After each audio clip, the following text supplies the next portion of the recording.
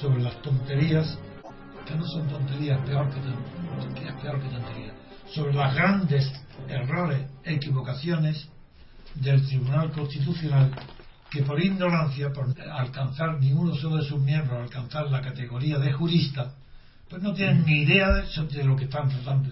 Y están tratando un tema tan delicado como el derecho constitucional, puesto que es Tribunal Constitucional, y ninguno de ellos ha estudiado un solo libro fundamental sobre el derecho constitucional. Ellos no conocen ni a Carl Schmitt ni a Friedrich, es que no conocen nada en absoluto de la teoría fundamental de la Constitución. Estudian textos de segunda mano como cualquier estudiante de derecho y se equivocan, y cuando interpretan eso no saben lo que dicen, y lo vais a ver ahora cuando empecemos a comentar la sentencia que acaba de ser publicada ayer. Bien, pues no la sentencia, la resolución. La resolución, eso es. En El País dice que se anula la declaración soberanista catalana.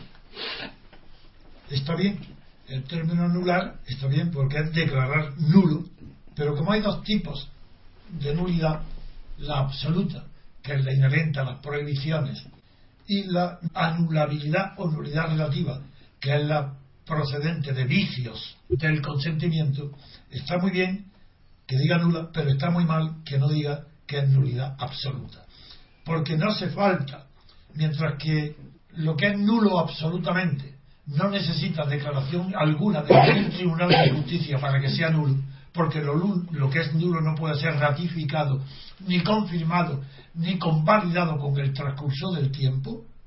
Sin embargo, lo que solamente es anulable por algún vicio del consentimiento, sí puede confirmarse con el transcurso del tiempo, puede prescribir y funcionar como si nunca hubiera sido nulo. No, el tribunal no ha especificado lo que era su obligación, decir que anula con nulidad radical o absoluta la declaración soberanista catalana. Primera precisión. No conoce la distinción entre nulidad absoluta y nulidad relativa. Segundo tema, declaración soberanista catalana. Dice que rechaza por unanimidad, eso está bien, menos mal que no hay una disidencia, rechaza que Cataluña sea sujeto político jurídico soberano. Esto es la parte mejor de la sentencia, la expresión sujeto político y jurídico soberano. No lo es Cataluña, porque para serlo, la condición o la categoría de sujeto constituyente solo la da la historia, no la puede dar la voluntad, ni ningún parlamento. España es sujeto político y jurídico soberano porque la historia lo ha determinado así, pero no ha habido nadie que haya tenido en España la voluntad, la decisión, la inteligencia, la previsión de decir España a partir de hoy será sujeto. Eso no lo puede decir nadie, solamente la historia. ¿Y qué es la historia? Una serie de acontecimientos, la mayoría de ellos no regidos por la voluntad, otros regidos por la voluntad, y que son resultados, unas veces queridos y otras no queridos, de guerras, matrimonios, catástrofes naturales, de todo ese conjunto de circunstancias hacen que sea la historia la que determine la viabilidad de un pueblo constituido, él, sin letra alguna, sin ley alguna, constituido como sujeto de la historia. Eso es lo que significa sujeto político y jurídico soberano. Ser sujeto de la historia.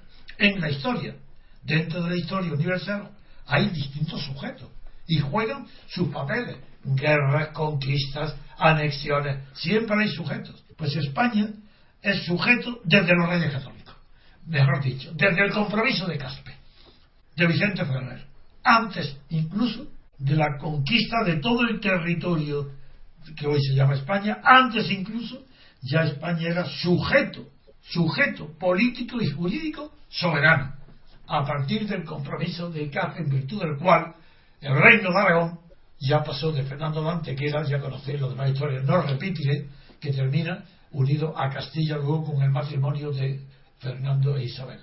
Partiendo de esa base, ya sabemos que sí, está bien enfocado a hablar, la expresión es muy buena, sujeto político y jurídico soberano, mientras que Cataluña nunca en la historia, en ni un solo día, ha sido sujeto político y jurídico soberano. Soberano quiere decir único, que nadie puede mandarle, que él es el que manda y rige su destino. Eso significa soberano. Bueno, ese poder total y exclusivo que implica la idea de soberanía, eso no lo ha tenido ni un solo día de su historia Cataluña.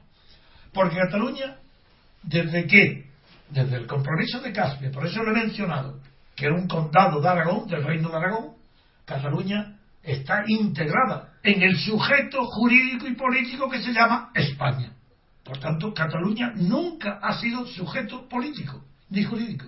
Y está muy bien, y aplaudo, que el Tribunal Constitucional acierte en algo tan elemental que el más analfabeto e ignorante de los españoles, hoy y de las españolas, porque aquí sí quiero meter el término españoles y españolas, ni una sola persona podía ignorar lo que hoy el Tribunal Constitucional dice, que era imposible que Cataluña pudiera prosperar, no Cataluña, la Generalitat pudiera hacer prosperar ante cualquier tipo de tribunal que Cataluña tiene derecho a decidir como soberana. Eso es imposible, ¿por qué? Porque no es objeto de la historia. Cataluña es objeto de la historia de España, cuyo sujeto único es España. Claro que Cataluña tuvo un protagonismo maravilloso durante la Edad Media, en la expansión catalana durante el Mediterráneo, a consecuencia de su participación en las cruzadas. Quedó en Grecia, claro, por eso llegó a hablarse el catalán. En Grecia, en las islas, en Malta, llegó a hablarse el catalán, pero ahí Cataluña no era una nación ni un estado, era una marca perteneciente al Reino de Aragón. Y esa marca era el Condado de Barcelona. El Conde de Barcelona proviene de esa marca antigua de Cataluña. Esto en cuanto a la parte salvable del Tribunal Constitucional. Porque a partir de aquí, todo lo que dice el Tribunal Constitucional es una brutalidad, una barbaridad, para echarlo fuera, no del Tribunal Constitucional, sino para echarlo de la esfera del derecho, donde no pueden estar por su ignorancia. Dicen nada menos que el derecho a decidir de Cataluña es posible, pero que está supeditado a una reforma de la Constitución, a una reforma legal. Si se reforma la Constitución, sí tienen derecho a decidir. Amigos, ¿os dais cuenta lo que significa esta tontería que ni un niño ni un payaso la dice? Pues significa que si se reforma la Constitución, ¿pero quién la reforma? Es decir, si Cataluña no tiene derecho a decidir porque forma parte de la unidad de España y no depende de la voluntad de nadie, sino de la historia que haya sido así, para reformar esa realidad histórica haría falta una fuerza constituyente superior a la historia.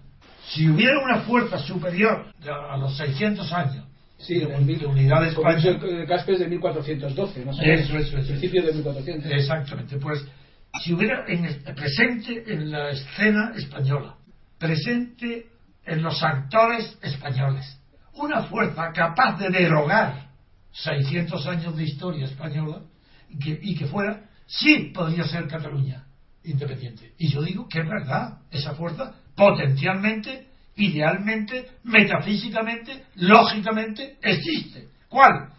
Hacer una guerra contra el resto de España y ganarla. Entonces sí, ahí me callo.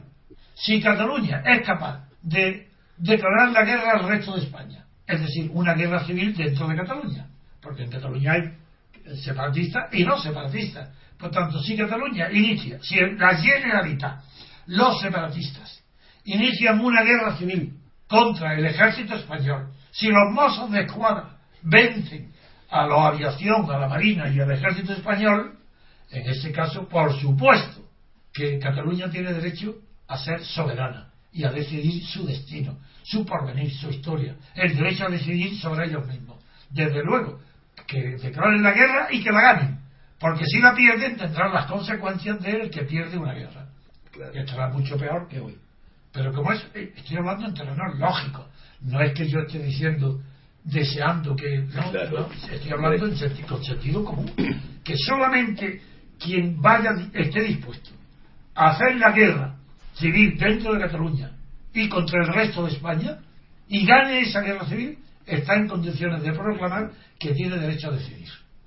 Y el Tribunal Constitucional es un inconsciente, un insensato, porque está diciendo que mediante una reforma de la Constitución se podría, y yo digo, ¿de dónde va a proceder, pobres idiotas, la fuerza capaz de cambiar la Constitución? en contra de los partidos actuales. Es decir, ¿pero cómo? ¿Dónde está esa fuerza residual, dormida, oculta? Esa fuerza constituyente que no opera. ¿Dónde está? ¿Dónde la buscáis? ¿En Estados Unidos? ¿Catalanes? ¿En dónde? ¿En Bruselas? ¿En Rusia? ¿En Putin? ¿En China? ¿Dónde buscáis esa fuerza superior a la historia de España para imponer una nueva España? Porque si Cataluña tuviera derecho a decidir mediante una reforma constitucional, quiere decir que la fuerza que haga la reforma constitucional tiene el derecho a decidir la desaparición absoluta de España. ¿Por qué Cataluña? Si tiene derecho a decidir una reforma legal, puede haber ya el derecho a decidir. ¿Por qué Cataluña? ¿Y por qué Cataluña solo y no Gerona? ¿O Tarragona? ¿O Manresa? ¿Pero qué es esto? ¿Qué tomadura de pelo implica a todos los españoles que nos hablen de una reforma legal de la Constitución sin decir qué fuerza constituyente puede acordar una Constitución que conceda el derecho a decidir su futuro a cualquier población de España? Porque a Cataluña, Galicia, Canarias, Baleares, Andalucía, toda España fragmentada porque unos pobres miembros de un tribunal constitucional que no son juristas, ninguno de ellos, que están ahí por los sueldos que reciben, por los choferes y los honores que reciben, porque todos quisieran tener los honores de Suárez y ser enterrados con honores de Estado, que es lo que se merecen, enterrar al Tribunal Constitucional en lugar de Suárez. Porque están tan dementes, tienen una enfermedad mental tan grande como la que ha llevado a la muerte a Suárez. Son viejos prematuros. Si es que no saben nada, no tienen vitalidad. Pero si España está muerta, porque todos los dirigentes españoles están muertos. Si no tienen juventud, no tienen ideales.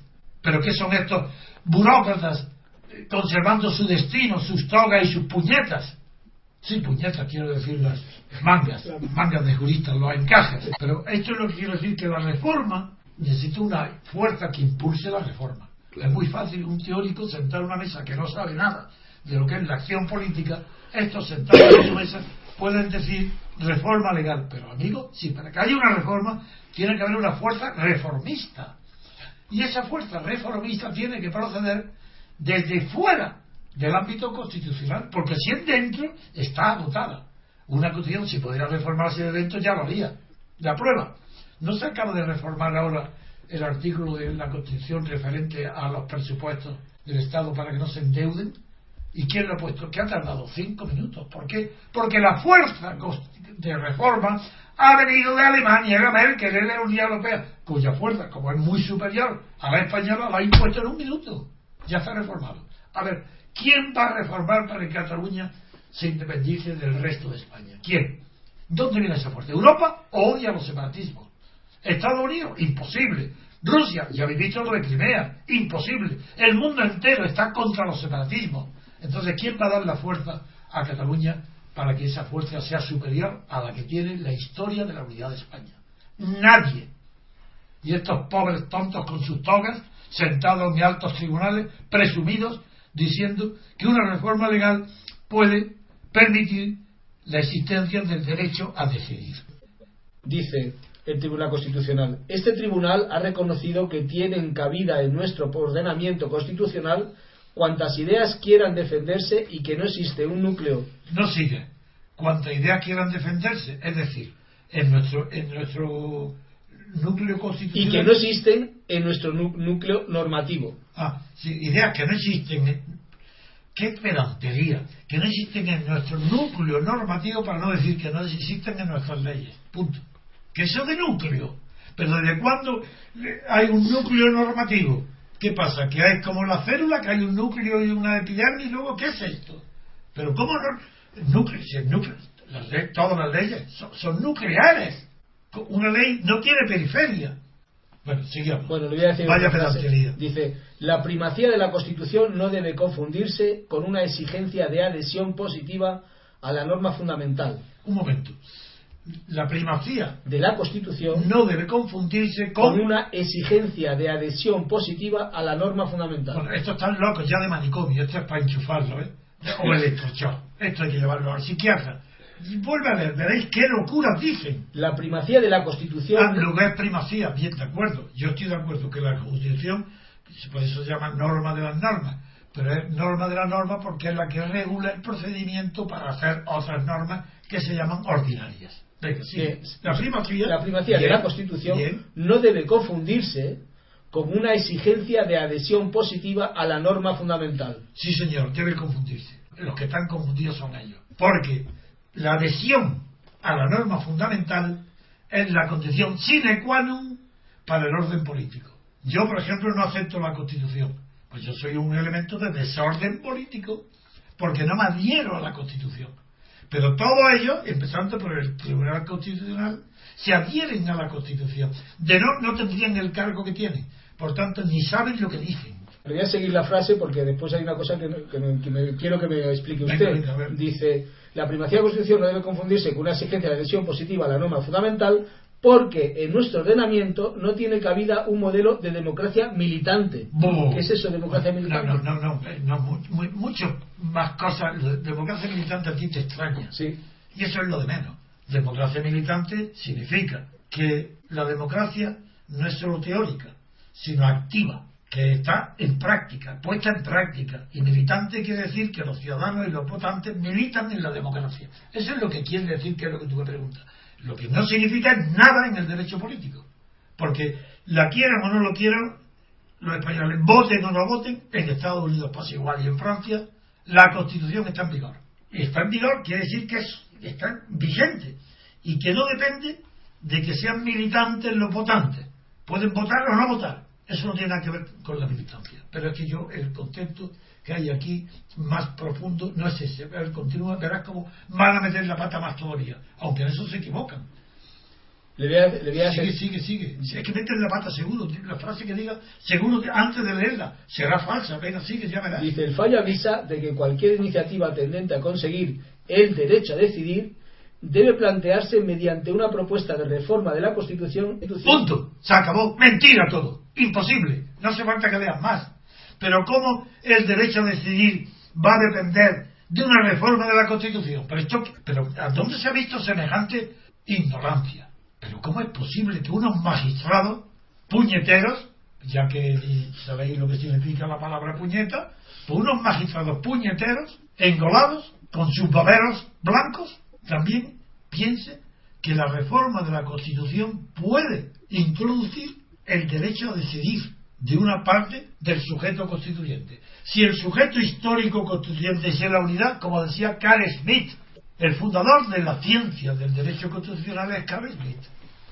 Y él dijo, claro, que la unidad fundamental es el sujeto constituyente que coincide con la nación. Pero el concepto de nación, que es a dónde vamos, yo ahora voy a señalar quién es el responsable de esta suprema ignorancia, no solo del Tribunal Constitucional, sino de todos los jueces, todos los partidos, todos los periódicos, todas las televisiones, todos los Suárez, todos.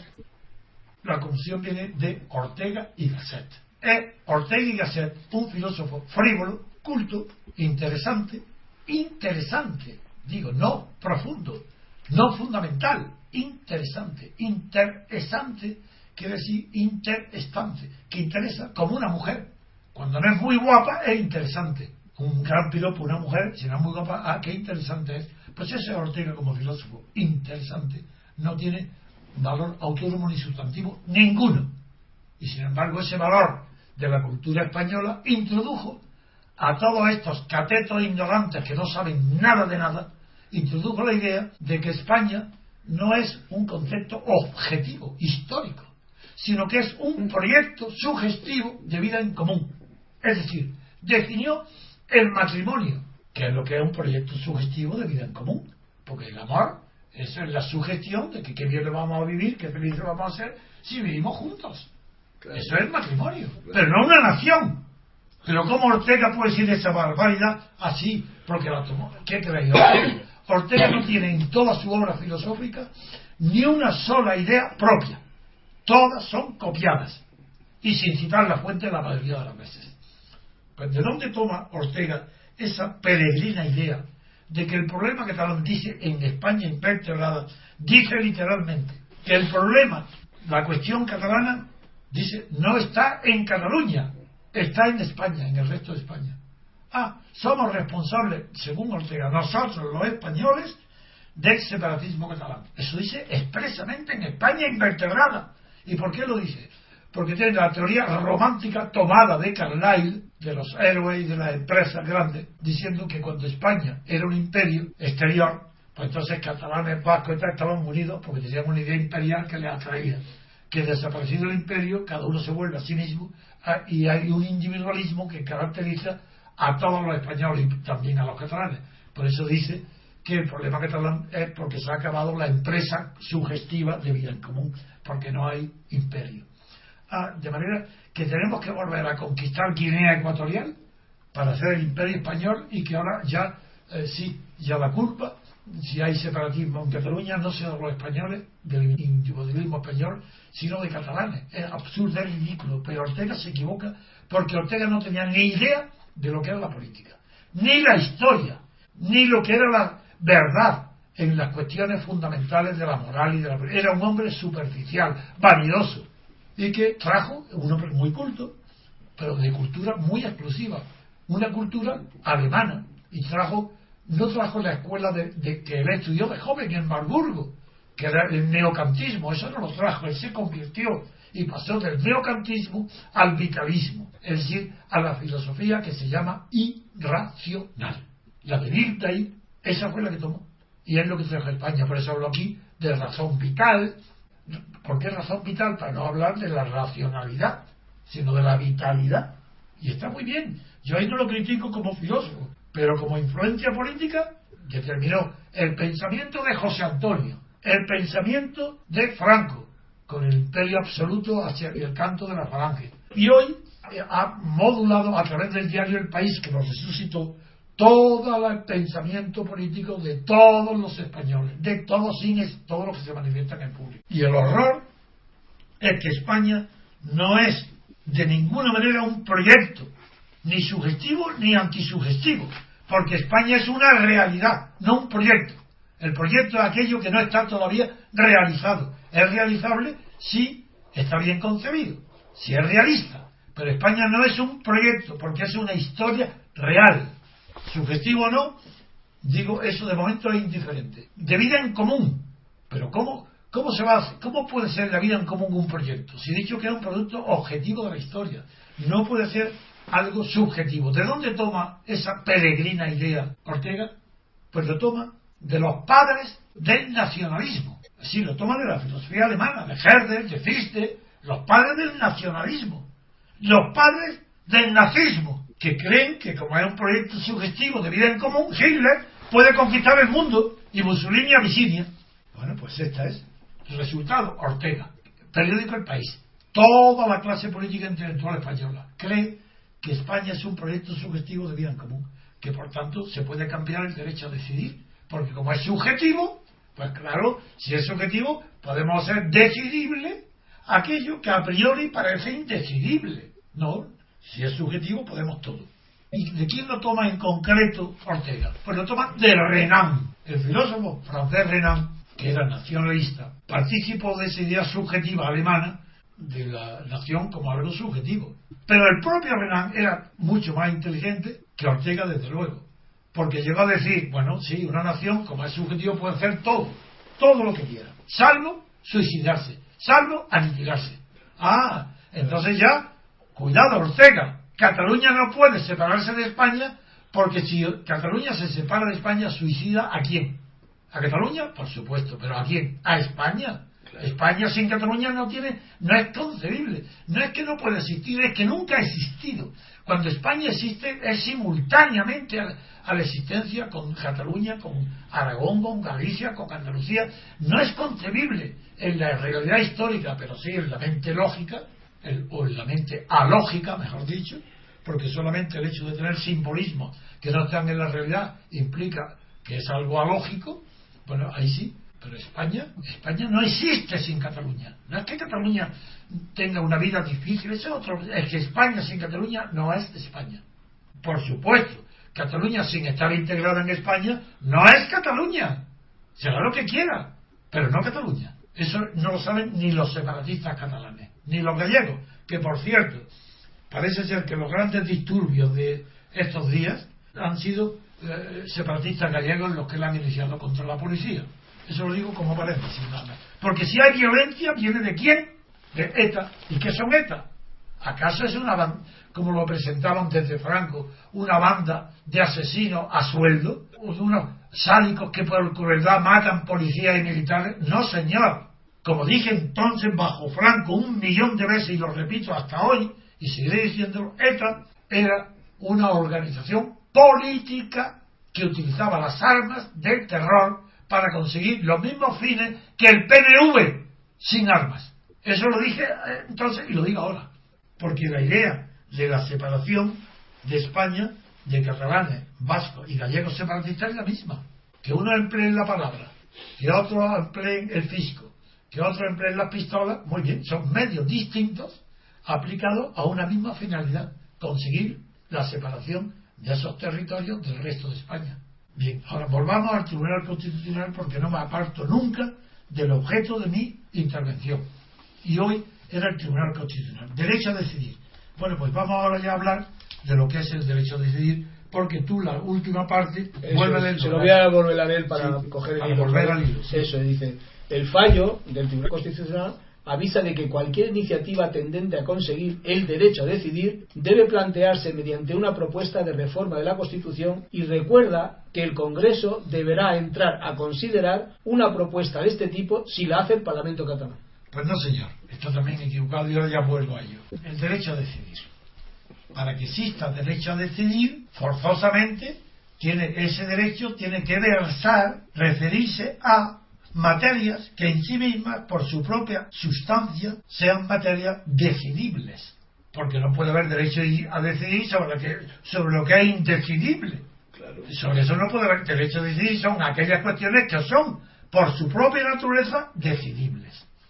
Esa cuestión de la decidibilidad o no de cualquier cuestión ha sido materia de estudio de sabios matemáticos, de sabios lógicos que durante todo el siglo XX y un poco antes, final del XIX y durante el primer tercio del siglo XX, especificaron lo que es la materia decidible dentro de la lógica, no de la lógica formal, de la lógica material, la lógica. Porque para que haya decisión, para que haya algo sea decidible, la lógica, a la que pertenecen también los ordenadores, por ejemplo, y todas vuestras formaciones de ingeniería informática, este asunto lo conocéis, lo tenéis que haber estudiado más o menos profundamente, pero tenéis que saber de lo que estoy hablando. El ordenador tiene que decidir cosas mediante la lógica, eso es. Exactamente. Bien, pues para poder decidir algo y haya por tanto derecho, tiene que ser decidible. Y para que sea decidible, tiene que inventarse o existir un método de decisión, un procedimiento que sin intervención de la voluntad humana, solamente combinando los elementos que ya existen en la materia que se va a decidir, pueda, por una fórmula o lo que se llama un algoritmo, una fórmula, tomar la decisión, cuando no interviene la mente humana.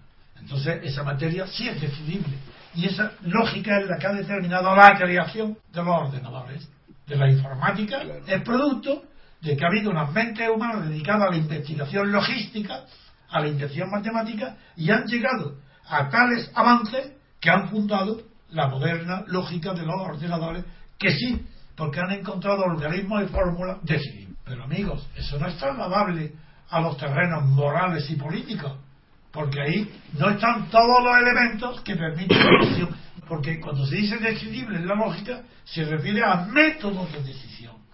Si hay método de decisión, de acuerdo, pero ¿qué método de decisión por sí mismo, sin intervención de la voluntad humana, puede justificar el derecho a decidir de los catalanes? Es que es ridículo. Entonces tenemos que acudir a abandonar la lógica, y para saber de qué están hablando los catalanes o de lo que no saben, es acudir a los conceptos políticos del derecho a decidir.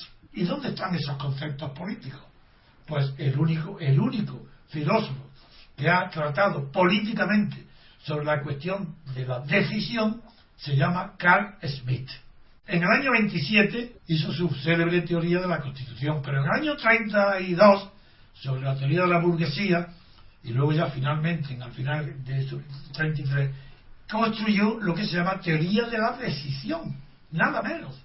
Que en España bajo Franco tuvo un éxito enorme, porque al final de su vida Carl Schmitt era nazi prácticamente, partidario de Hitler, no en el año 27, que era un maravilloso jurista, el mejor que ha tenido nunca Europa, pero ya entonces, influido por el nazismo, fue cuando creó la doctrina de la decisión política, basada en la distinción fundamental, para él más grande que la diferencia entre verdad y mentira, o la diferencia entre intereses opuestos, era la diferencia que se establece entre amigo y enemigo.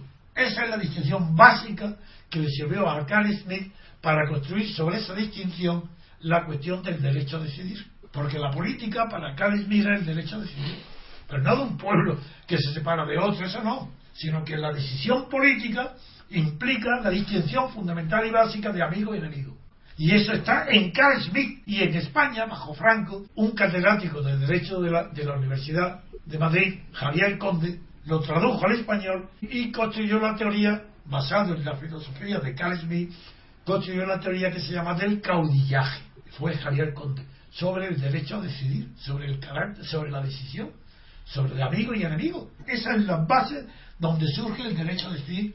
El fascismo, el nazismo, el totalitarismo, que claro distingue que la distinción fundamental es amigo-enemigo, mucho más que entre rico y pobre, o entre las clases sociales, o entre aristocracia y plebeyo. Esa distinción la toma en España, bajo Franco, como es natural, Javier Conde. Y dentro de uno de los discípulos o seguidores de Javier Conde fue un falangista muy inteligente, tal vez la única persona inteligente o formada que yo conocí durante el franquismo, que era Jesús Fuello, catedrático, y que era el pobre, bebía mucho, alcoholizado, pero venía con frecuencia a mi despacho para hablar conmigo, y lo recuerdo con simpatía porque a pesar de que era falangista tenía un conocimiento que otros no tenían del derecho constitucional, y me extrañó mucho, por ejemplo, que conociera el derecho inglés, que en donde no hay constitución, pero hablábamos de Bolingbroke, que en España es desconocido por completo, nadie sabe quién es Bolingbroke, y con eso no sabe los fundamentos que tiene la teoría de ser la oposición leal a su majestad, que es una oposición, un concepto creado por Bolingbroke,